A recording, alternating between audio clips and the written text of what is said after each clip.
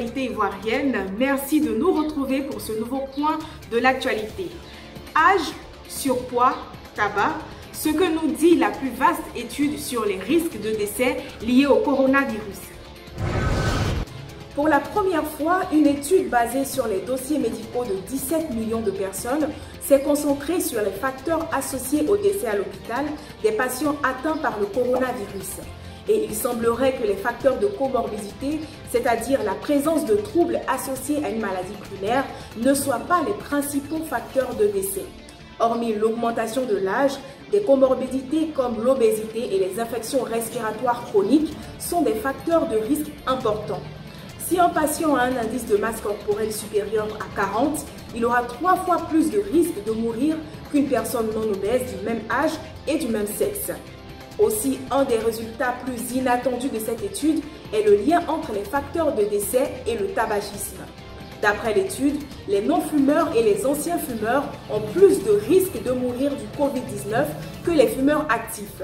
Malgré tout, l'âge avancé est quelque chose de signifiant dans le pronostic des patients. Lors de cette étape de déconfinement progressif, contrairement aux propriétaires de restaurants et maquis, Jonathan Boka, exerçant dans le domaine de l'import-export, voit ses activités paralysées, les frontières de la Côte d'Ivoire demeurant fermées.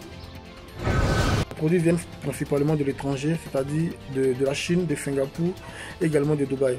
Donc depuis l'avènement de la crise, je n'arrive plus à importer les produits. Également, je n'arrive plus à satisfaire ma clientèle à Abidjan. Du coup, j'ai dû arrêter mes activités pendant près de 2 mois avant de reprendre la semaine passée un peu. Il faudra que chacun d'entre nous fasse l'effort de respecter les mesures prises par le gouvernement afin de pouvoir pallier à cette maladie, c'est-à-dire en se lavant les mains régulièrement, en respectant les distances d'1 mètre prévues par l'État, également en évitant les déplacements inutiles.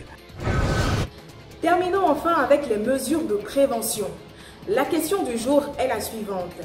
Les remèdes maison aident-ils à se protéger du coronavirus? Eh bien, l'OMS répond non.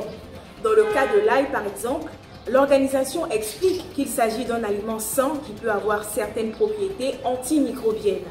Cependant, rien ne prouve, dans le cas de l'épidémie actuelle, que la consommation d'ail protège les gens contre le nouveau coronavirus. Il en va de même pour l'utilisation de solutions salines. Rien ne prouve encore une fois que le fait de se rincer régulièrement le nez avec une solution saline protège les gens contre l'infection du nouveau coronavirus. C'est ici qu'on s'arrête pour aujourd'hui. Merci chers internautes de nous avoir suivis. On se retrouve demain.